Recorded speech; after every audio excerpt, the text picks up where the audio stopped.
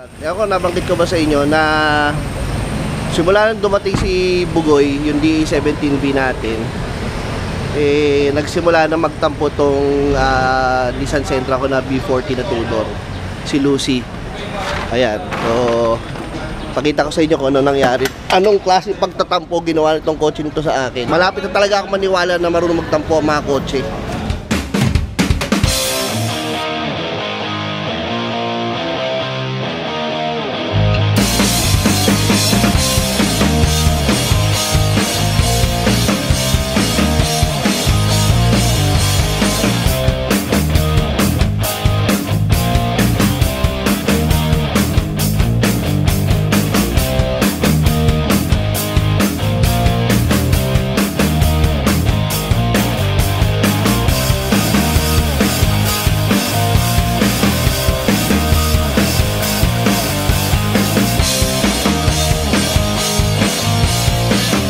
Nung dumating si Malabo yata. Nung una dumating si Bugoy, kailangan ko bilan ng battery si Bugoy, di ba? Sumabay din tong si Lucy, kailangan kong bilan ng kailangan ko rin siyang bilan ng battery, sumabay. Tapos may mga yung mga sumunod dito, nasira yung RPM, nasira yung clutch, tinirik ako sa daan. Grabe magtampo. Ako naniniwala na malapit na talaga ako maniwala na marunong magtampo ang mga kotse. Hey! May feelings. May feelings sila. Walang biro. Etong kotse ito, grabe magtampo. Parang sa loob ng isang buwan, ilang beses ako binigyan ng aberya nito. Simula nung dumating si Bugoy. So, ito yung pinaka-latest na ginawa niyang pagtampo sa akin. Ayan. Nakita niyo yung back glass na basag. Yung back glass ito, mahirap siyang hanapin sa local unit kasi mas malaking backlash ito compared do sa mga 4-door na B14. So, ang solusyon nito ay o-order tayo sa US. So, yun ang nangyari sa kanya. Tinamaan ba siya ng bato? Hindi. Mainit yung panahon kanina. Tapos, binuksan ko yung driver side doors. Tapos, sinarado ko. Siguro nagkaroon ng pressure. Bug! Nabasag yung backlash. Ayan, yan. Grabe magtampo to, sobra. Nasiraan ako ng starter. Sa loob ng isang buwan nasiraan ako ng starter, nasiraan ako ng clutch, nasiraan ako ng transmission, nabasag yung back glass, nasira yung RPM gauge ko. Ano pa yung mga maraming kakaiba to eh. Basta, ang dami niyang binigay na problema sa akin sa loob ng isang buwan, no? Mga isang buwan pala sa atin din, no? Si Bugoy, no? Mga isang buwan may get, yun. Battery, sumabay pa yung battery. Kaya, ayan, kakalungkot. So, ang mangyayari dito, babalik ko na muna siya sa garahe. Doon na muna siya ng mahabang panahon.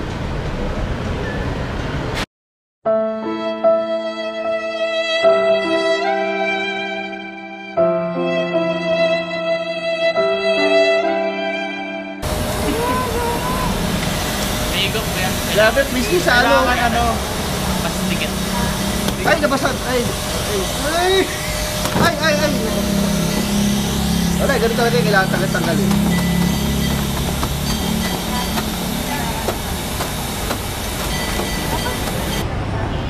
Ako, naniniwala ba kayo na ang kotse, yung mga mahal nating kotse ay nagsiselos din pag meron kayong ibang kotseng hawak? Ay, grabe. Ay, Diyos ko. Aray ko. So, dahil sa mga pangyayari, ito si Lucy, dito muna siya ulit sa garahe ni Uncle. Ayan o. Grabe basag o. So, ito yung nabasag na back glass. Ay, ako. Wala na akong ibang masasabi. Mahal ito. Mahal ito. Sigurado ako, sure. Try natin, baka makachamba tayo sa mga surplusan. Kasi ito, galing to ng itong unit guys, originally galing Japan. Ingay. Hey! Yan ang kulit ng mga aso. Ang aso ni Uncle oh. Mga sweets oh. Yan. Dito pala si Lucy, papahinga muna siya. Lucy, pahinga ka muna. Ay nako. Sa pa naman dalhin ito. So, ayun o, kita nyo, ganito nangyari. Mainit yung panahon, binuksan ko pinto, tapos hindi nyo kasarado ko yung pinto. Yun. Ganun na nangyari kaya nabasag yung salamin. So, dito muna si Lucy. Papahinga. Basag.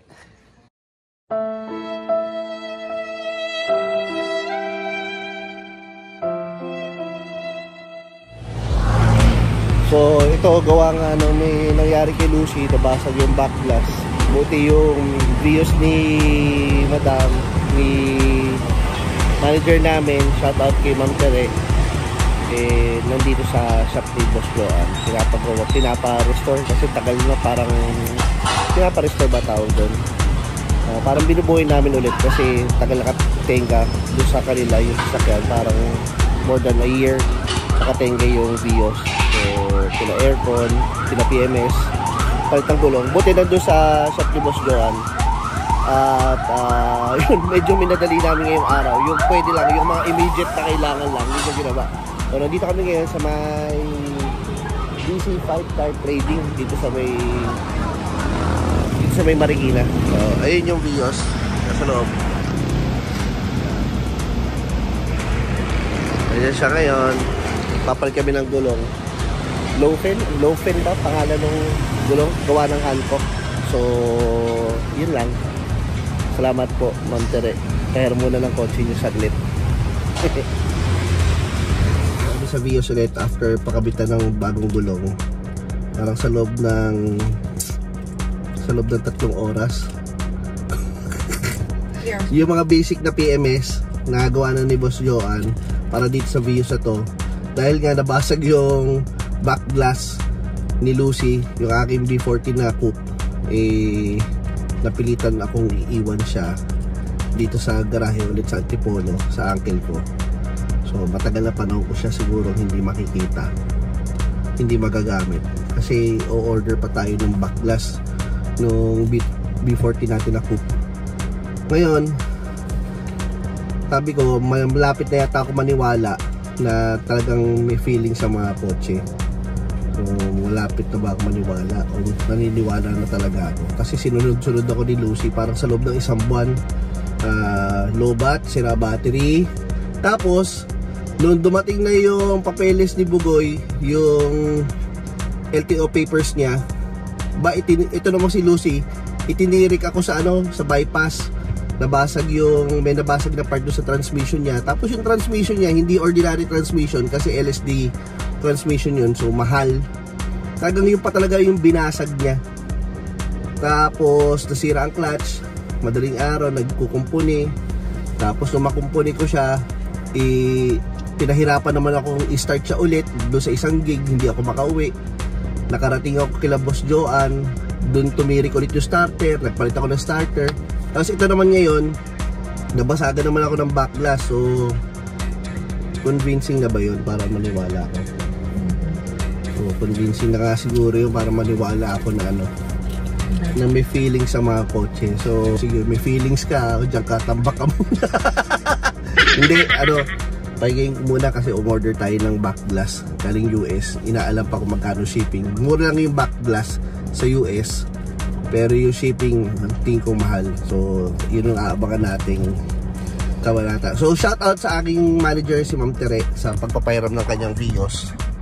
Ayan, so nagkataon na pinapa-PMS niya yung Vios sa amin, pinapacheck niya yung mga bagay-bagay dahil matagal itong tambak.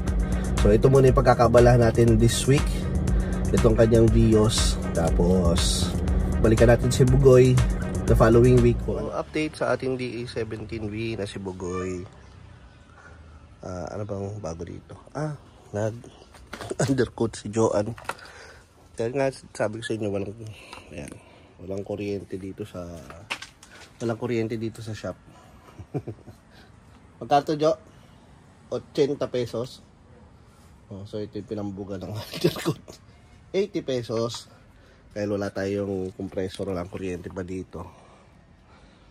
Hindi pa dinidinig ni Lord yung ating kahilingan na magkakuryente.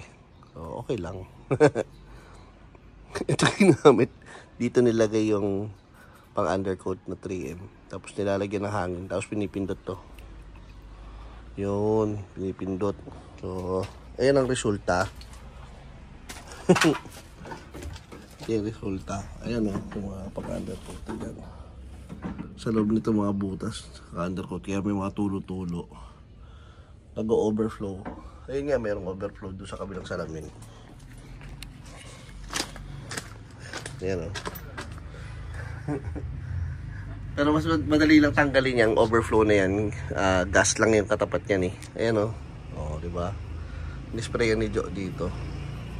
So, nag-overflow dito yung undercoat. Okay lang yan. Madali maglinis. Yan. Yan. Hindi kasi makontrol. Tumatalsik yung ano.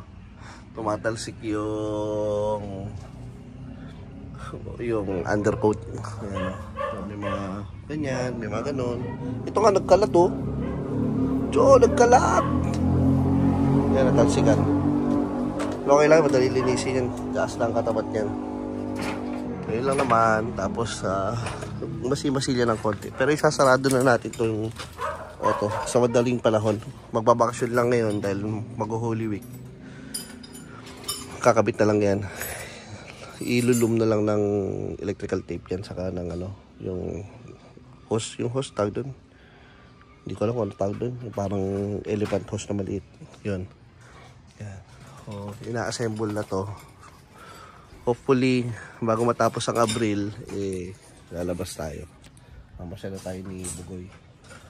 Kahit may mga ganyan-ganyan pa yan, no? Kahit may mga ganyan pa yan, may konti masila sa gilid, okay lang yan. May papasya na natin si Bugoy nang maayos at di tayo natatakot na ititirik tayo ulit sa daan.